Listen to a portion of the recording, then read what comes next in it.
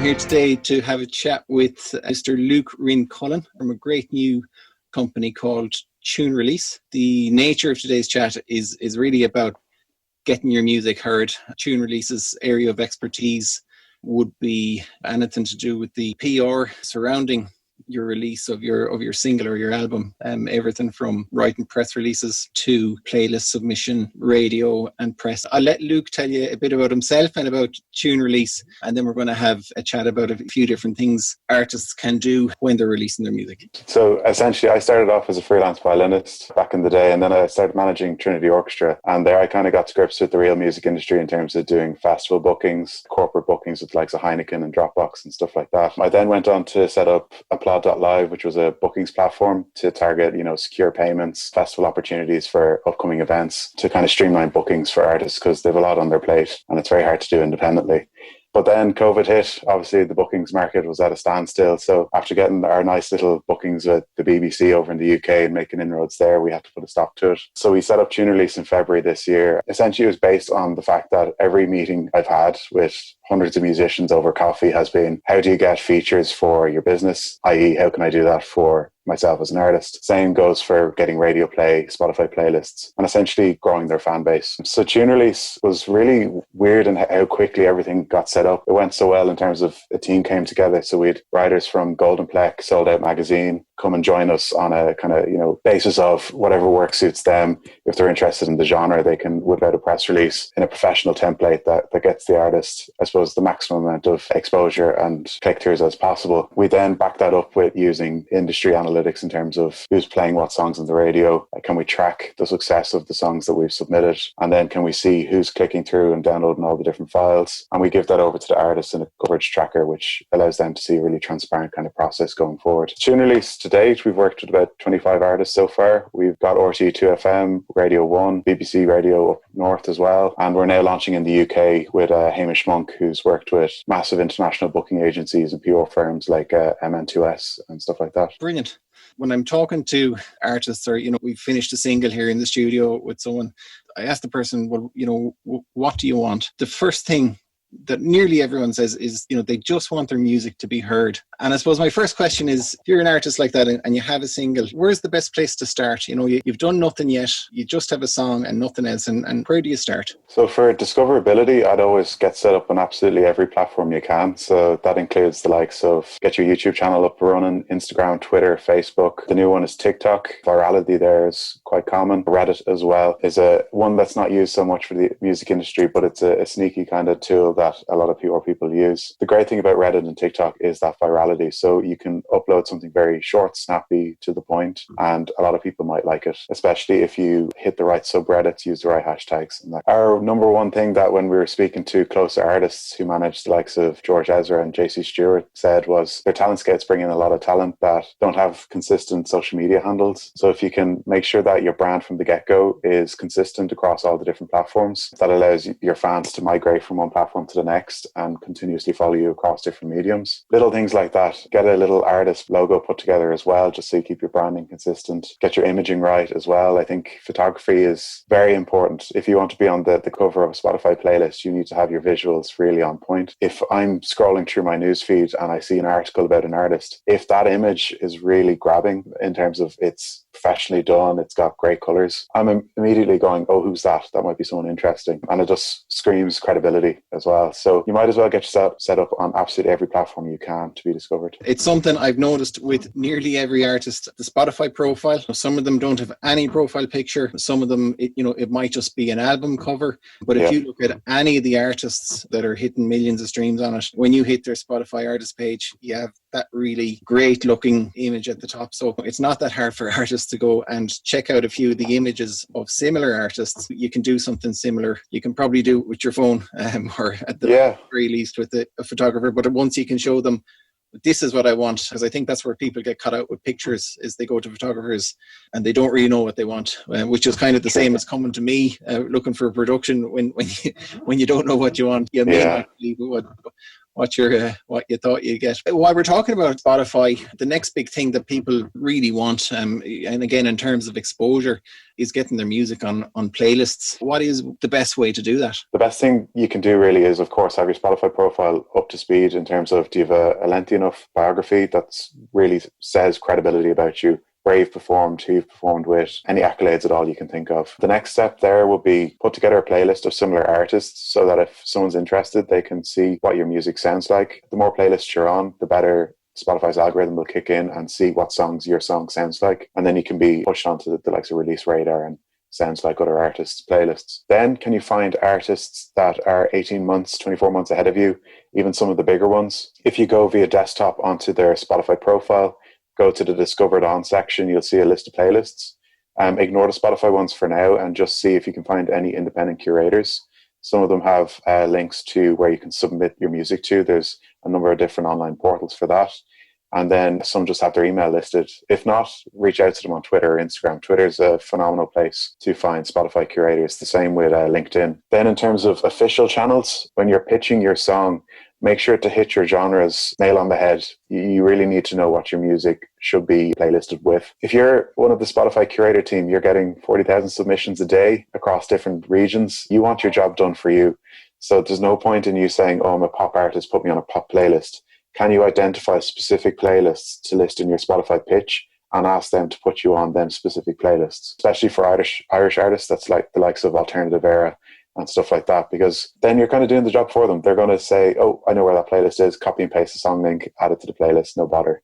Whereas if it's a real broad general inquiry, put me on a pop playlist. Where, what region, what specific niche of that genre, what artists do you sound like, and where should you be placed? It's a minefield. So be to the point, be concise, and be professional. Fantastic. That's super advice. In your experience, what would be the main reasons that the songs get rejected from the playlist? Because I know you get the feedback back from the curator. The first 30 seconds of a song is the most important according to a huge number of playlist curators. If they don't feel the first 30 seconds grips a listener, they will not playlist it. Some of the songs we get sent in will maybe have a minute and a half of an instrumental introduction. Brilliant artistically, but I think your radio edit version of that is going to be much more suited to your Spotify playlist. Other things like being specific on the genre. If a song is in an instrumental genre or the playlist is instrumental only, don't send it with even a small amount of vocals. It's just not going to be playlisted. Probably wasting your money if you're doing any paid distribution to them channels. BPM.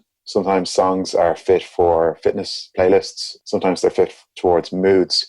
Can you find playlists with a similar BPM to the song that you've just produced? Other little nitty-gritty things that artists sometimes do is they don't send the specific Spotify link to their song, especially if they're doing the promotion pre-release. Sometimes even the pre-save link will do, because that will direct them to the Spotify link once it's released. Send the release date along with your song if you are doing any pre-release stuff. If the song isn't professionally mixed and mastered, again, you're competing with top-tier artists for them playlist spots. You need to be able to win the battle in terms of musicality and performance of that song. Sometimes songs we get sent in, the vocals aren't tuned, so make sure you get the basics right. If you're sending a number of different Spotify links, it can be a bit overwhelming for a curator to say, well, which song do you actually want me to playlist?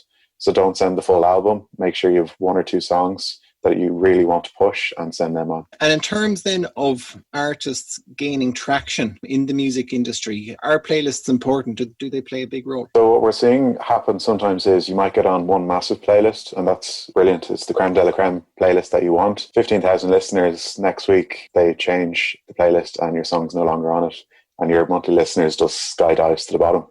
That's not great. So you need to use it kind of in tandem with other marketing channels. A lot of playlists have inactive followers. What we're trying to do at the moment is get that data on premium, as in subscribed Spotify listeners that have been actively listening to playlists. Once we get that data, I think that'll be invaluable. A lot of Spotify listeners are passive listeners in terms of playlists. I was looking at Chartmetric. It could be something artists could look into in terms of tracking their own success and conversion rates. Post Malone, I believe, has a conversion rate of about 60% of a listener to someone that either saves the song, adds it to their playlist, or refers back to it. Whereas a lot of independent artists might be hovering around the 10% mark. Anything over 10% is a good start. It's something that can be worked upon. I'd say aim for 30, 40%, because then you have a song that has virality. I'd reference the likes of Lucy McWilliams' song that hit over 1 million there. something like that is just incredible. It's very unique. It really sticks out. Playlists do help move the needle in terms of pushing the algorithm, getting it going. But again, you could do paid marketing to get pre-saves. You can then do paid marketing to get people to follow your Spotify account, because at least if they're following your account, you're popping up on their release radar, and that's much more recurring than a playlist is. And I've rarely come across someone who's going to go onto the Spotify profile and unfollow an artist. That's a fairly rare occurrence, in my opinion. So playlists, they're great for your initial momentum, but I don't think you should put all your eggs in one basket in terms of just pursuing playlists. Another avenue in terms of traction would be blogs. And I know, it even ties into Spotify, because I know Spotify scrape blogs and they use natural language processing to because obviously their whole game is based around recommending music to people that like certain types of music. They want to recommend good new music that they think these people will like, so ties in that way. But I suppose, what would your take on blogs be? Is it important for artists to be getting blogged about? Do people get much of a bounce out of blogs? We can get you your premieres, your features in some very credible blogs, but I think what artists are not doing is they're maximizing the return on getting that placement. So if a blog has 40,000 Facebook followers, Facebook is notorious now for not showing blog posts up on the followers' news feeds. So what you need to do as an artist is you need to get yourself, your friends, your family, and your fans to start commenting, sharing, liking, and engaging with that article, so that the engagement metrics are through the roof. That way it will get recommended to a good significant portion of that 40,000 fan base, and you can really maximize return on it. Even a simple thank you comment that links back to your artist page is something small, but it's a lovely backlink. It's something someone looks through the comments and they go straight onto your page. They might leave a like. So you're essentially trying as many ways as possible to open up different channels so that people can click onto your artist page, like it, follow it. I think with blogs, in terms of building up credibility, it is important to say, yes, I was featured by Hot Press, Golden Pleck, Joe.ie. These are all magazines that there's a lot of competition to get features on them. Listing that in your Spotify bio, anything like that, does increase your credibility.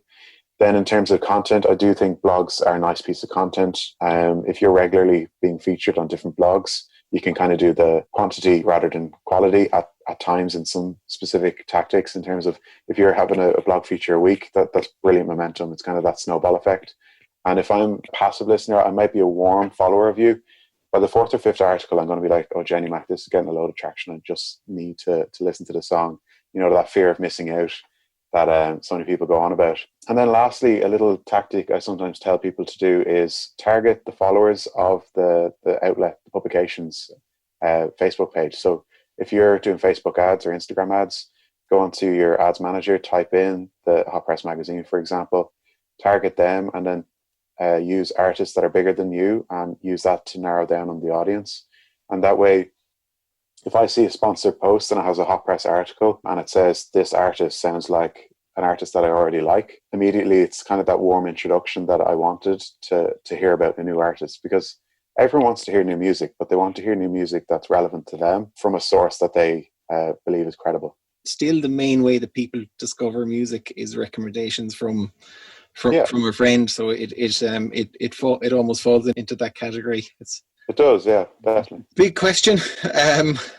How do you get your music on the radio? So radio, they're very busy. I was talking to Keen in RTE, and he gets about 600 submissions a week. By no means would I think his show will be getting the most, because his email is hard to find. And he said he has a backlog of 12,000 tracks in folders. So best of luck to him. Best of luck to the artists that are trying to get the radio play. It's difficult. Make sure you send all the file types you can. So that's your MP3, your WAV file. Some are working from home at the moment. Many are on holidays at the moment during August, even if it's just staycations. So if you're getting the out-of-office email response, make sure you follow up with them once they're back in the office, because they'll definitely be very difficult for them to go through the backlog of emails they'll get in the full month of August. Do 3 to 5 bullet points. They're not going to read your full press release, not in a million years. 3 to 5 bullet points, essentially covering where you've been featured, who testimonials, quotes are brilliant for that. If you've any kind of industry tastemakers, other radio presenters, editors of magazines that said brilliant things about you, include that. Where you're based, especially if it's regional radio, they love supporting their own local acts. But they are approachable. Twitter is the best place you can direct message a radio presenter. Most of their DMs are open. Some of them even have their emails listed on their bios. Instagram would be your next best option. And then the radio website itself has a whole host of information. What I will say is try and be specific to your genre. Radio presenters are quite tired of getting music that's not relevant whatsoever to them.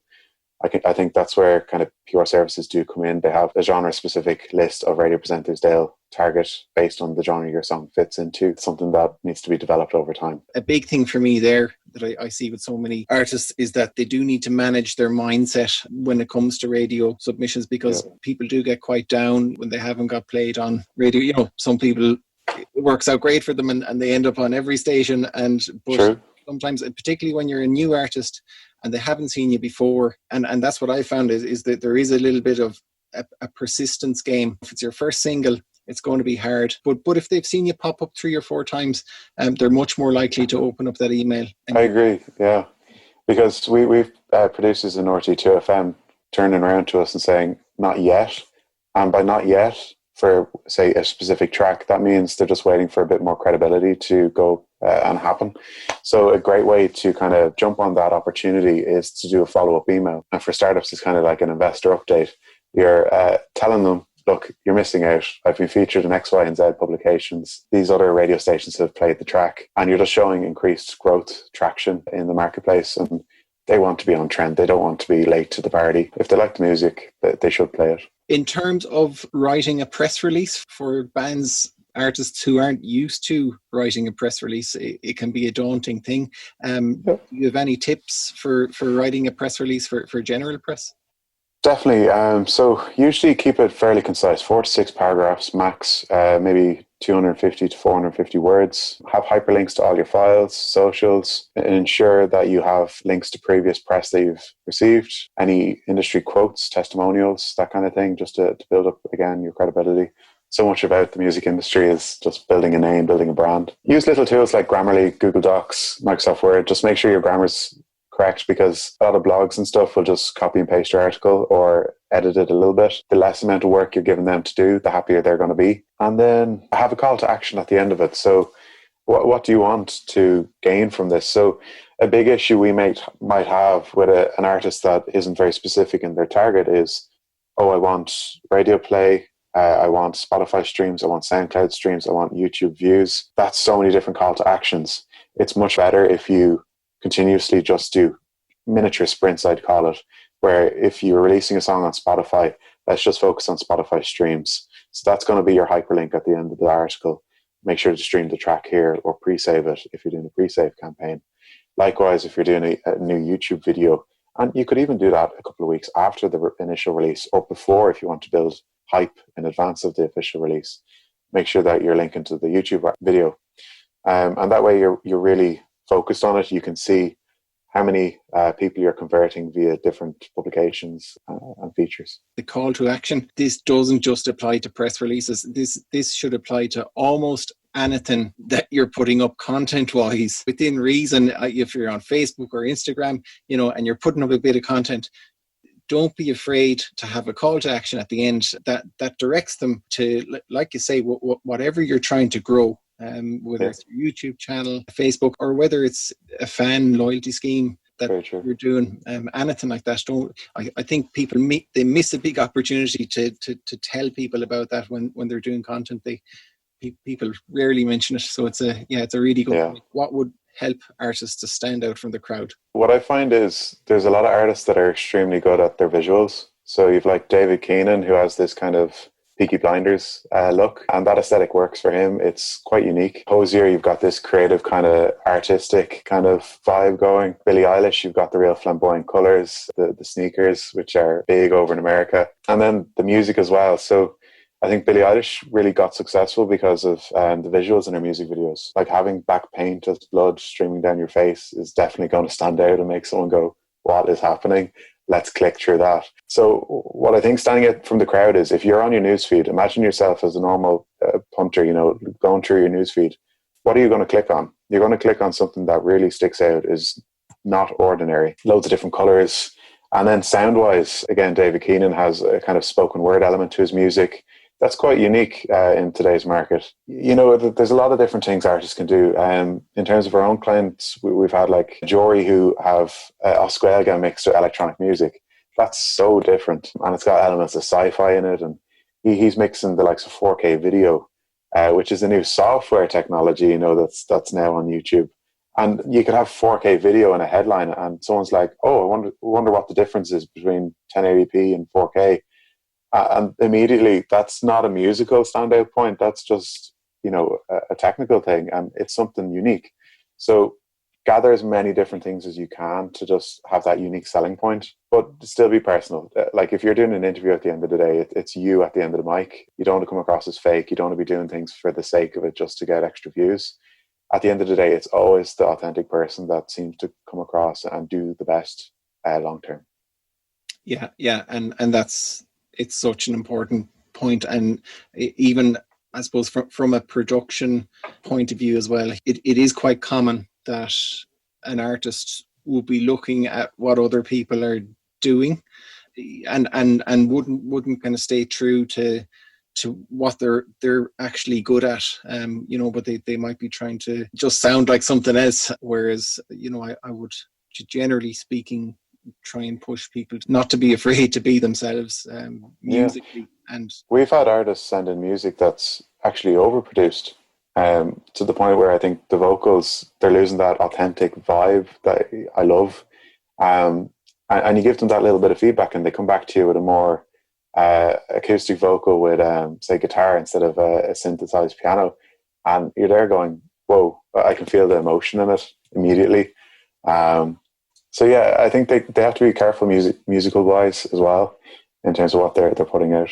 What would you think is the best strategy for artists to actually grow a fan base? And again, growing a fan base is something I'm passionate about for the artists to do, because I think when people release music, very often they just release to their friends, you know, and you know, it can become a little bit of a vanity project, versus something where they're actually focusing on building a fan base, you know, for, you know, people that are actually going to listen to the music and buy your merchandise, and, you know, in terms of actually, you know, growing a business, if that's what you want to do.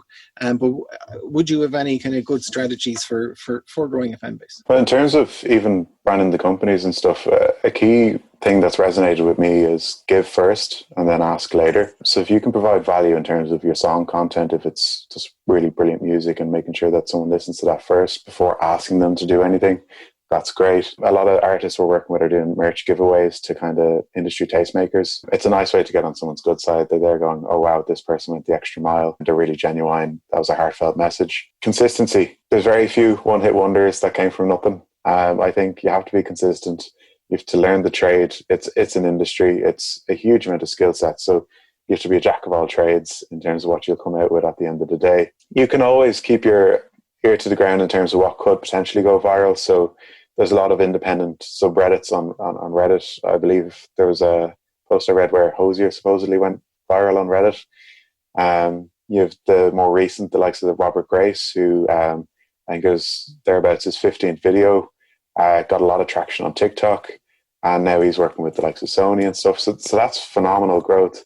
But he's put in the hours. He's tested essentially the market with different sounds, covers, seen what works, what doesn't work. That's the thing. It's all one big experiment, really. Like with the likes of TikTok, put out 15-second videos, see which ones get the most traction. Then do a 30-second video on the ones that do the most traction. Then do the longest video you can on YouTube. There's other things where you can, if you go on incognito mode on YouTube, you can go and type in what's the most covered song or what are people searching for. You just put in the search box the start of a search, and the most trending ones pop up as suggested. Little tricks like that. A newsletter is phenomenal. It's something we've started to do. So if we're releasing a video, you need to get that initial traction going. So if you can get 200-300 people to click through onto something, get that initial views up, they might share it as well. That would be brilliant. If you can create peer groups where you have like maybe a Patreon, something where your diehard fans are giving you feedback on stuff you may not have brought to the studio yet, or haven't put the hours in yourself yet to record, you can get them involved in the songwriting process. I've noticed myself, if I feel like I've helped another business or an artist, I'm going to share their stuff way more than if they haven't come to me for help and I'm kind of this cold lead, essentially. So you have to warm people up to yourself and get them kind of involved, make a little army, if you want to call it that. Oh yeah, big one is collaborate with other artists. I think artists holding each other up and giving each other that extra nudge goes a huge way. If you can find an artist 18 months, 24 months ahead of you, you can kind of see this yellow brick road of how they've progressed. You can skip the things that they might have wasted their time on and just see what actually grew their fan base. I hate to say the word exponentially, but it does happen. It's rare, but I think consistency increases your chances of that exponential growth. Do interviews with YouTubers, podcast hosts. That's the new thing, really. And it's that personal content that makes me want to buy a ticket to your gig. It's not your music. There's a lot of music I listen to and I probably wouldn't buy a ticket, but then if I've heard an interview of them, I will buy a ticket because I feel like I know that person. There's a bit of a connection. So try do some content in terms of how did you write the song? How did you produce the song? Who have you worked with? Involve them in the process. Make it a journey. It's a story at the end of the day. If you become a brilliant storyteller, you'll have no problem building a fan base. That's a really valid point in terms of what people actually connect with, the listeners connect with, that you touched on there. And I probably say it to somebody every week, but it's the relationship with the person that they'll actually buy into. Like you said there, rather than the music, having a really well produced song, it's actually the bottom line. It's the bare minimum that you need, and everything after that is nurturing that relationship with people. That's what people want with the artist. It's the relationship with the person. It is, yeah, always, yeah. Listen, that's absolutely brilliant, Luke. Some fantastic pearls of wisdom there. No worries. I'm sure it will be very, very useful to the artists watching this and bring great value to them. So look, I'm going to leave it at that. Again, thanks a million for your time. Absolutely fantastic. For people watching in, please do check out Luke's company, tunerelease.com. And we will chat to you all soon again. Thanks a million. Thanks, Dave. Cheers.